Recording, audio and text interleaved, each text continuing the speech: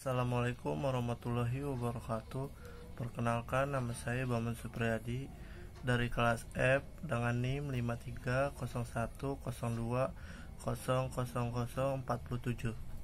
Rasulullah SAW merupakan nabi terakhir sekaligus Rasul yang diangkat pada tanggal 17 Ramadan atau 13 tahun sebelum Hijriah, tepatnya 610 Masehi, dengan usia 40 tahun. Ia memiliki sejarah dakwah pada periode Mekah. Muhammad SAW diangkat menjadi Rasul oleh Allah Subhanahu wa Ta'ala, ditandai dengan turunnya malaikat Jibril untuk menyampaikan wahyu yang pertama, yaitu surat Al-Alaq ayat 1-5, yang dikenal dalam sejarah Islam sebagai Nuzul Quran. Dan Rasulullah mengajarkan yang disampaikan.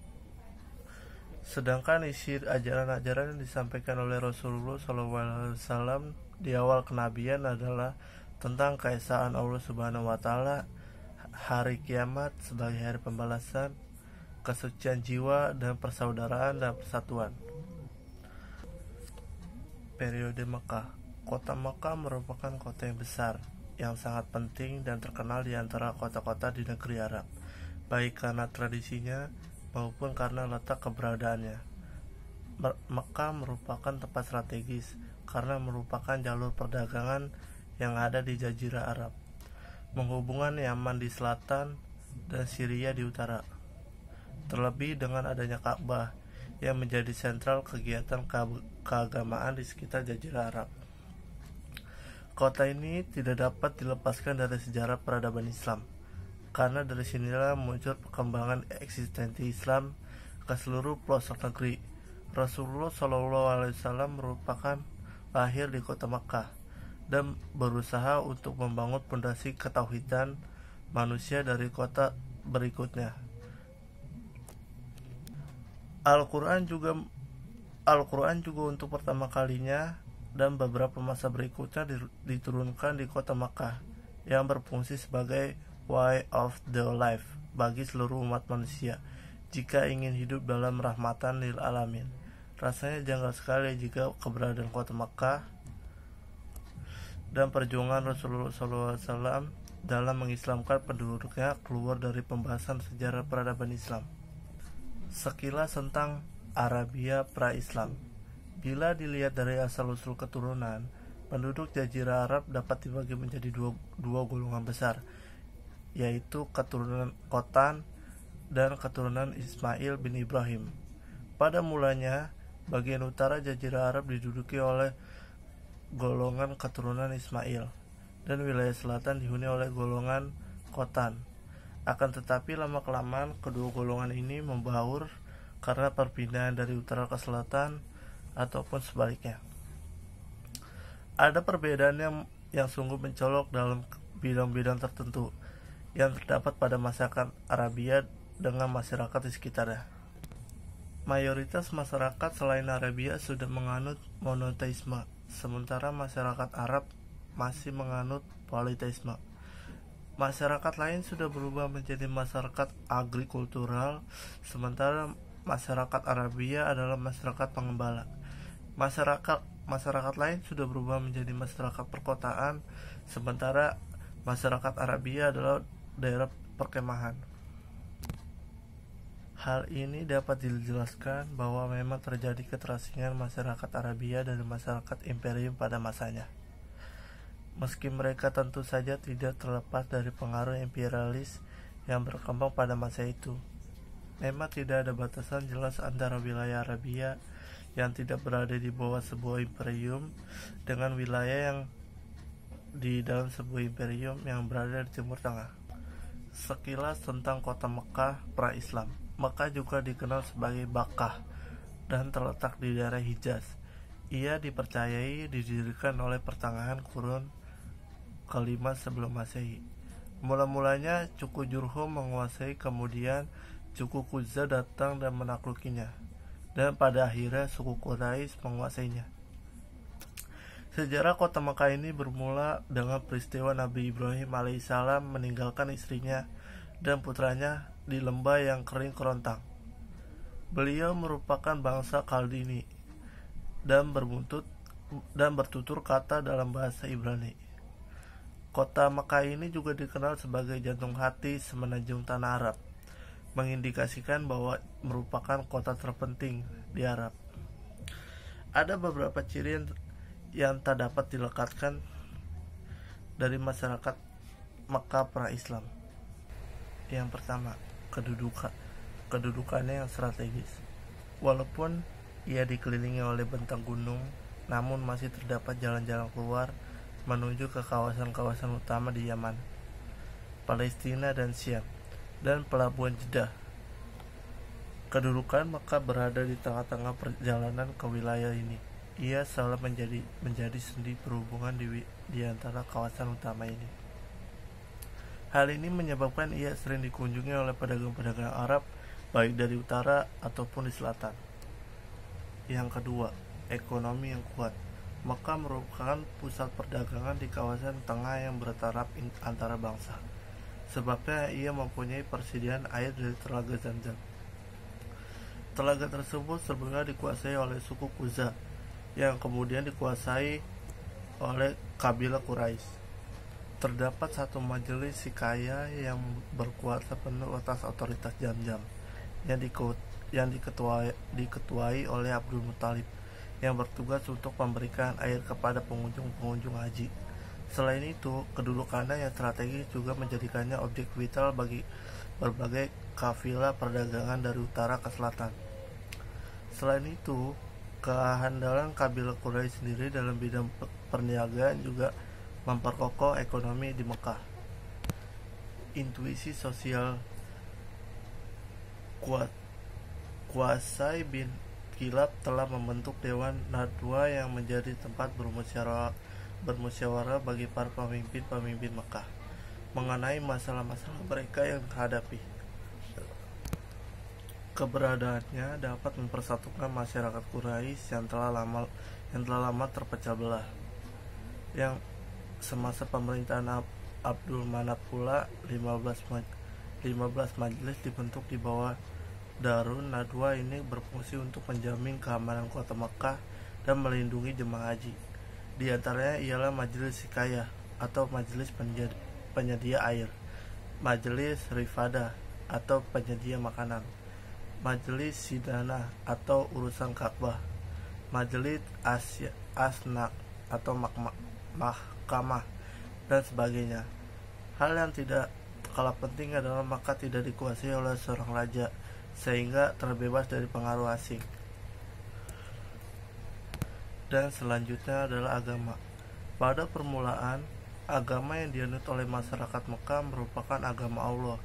Kemudian digelar Hanif. Agama ini dibawa oleh Nabi Ibrahim alaihissalam. Beliau menyerukan masyarakat supaya mengikutinya dan mengajarkan haji.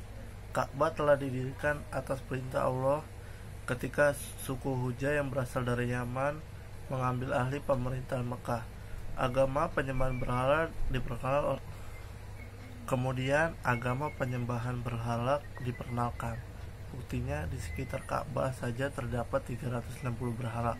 Berhala-berhala ini bakal singgala dihancurkan oleh umat Islam pada tahun 8 Hijriah. Selain itu terdapat juga agama Yahudi, Majusi, dan sebagainya.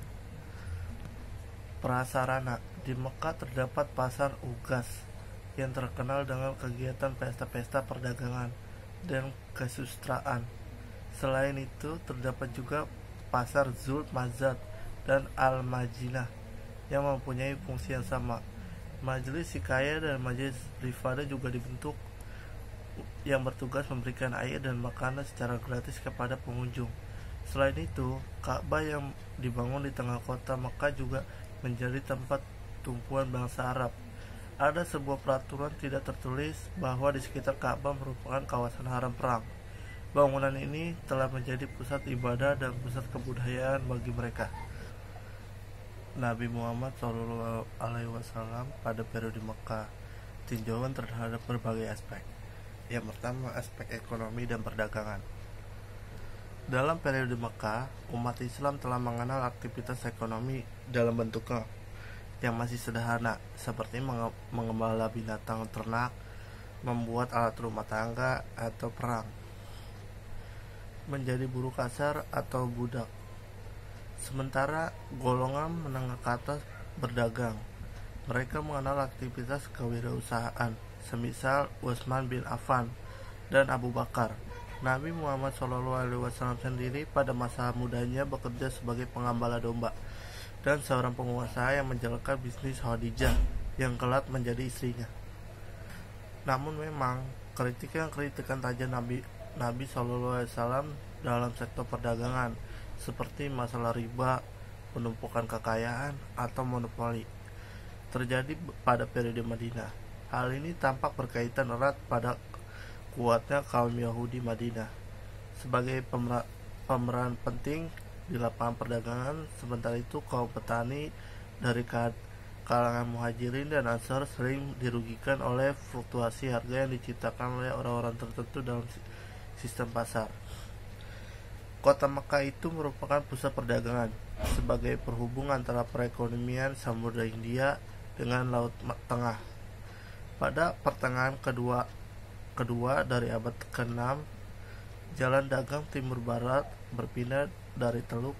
Dengan berpindahnya perjalanan dagang dari timur ke barat ke semenanjung Arabia, maka menjadi kota dagang karena letak yang berada di strategis di pertengahan jalur dagang tersebut.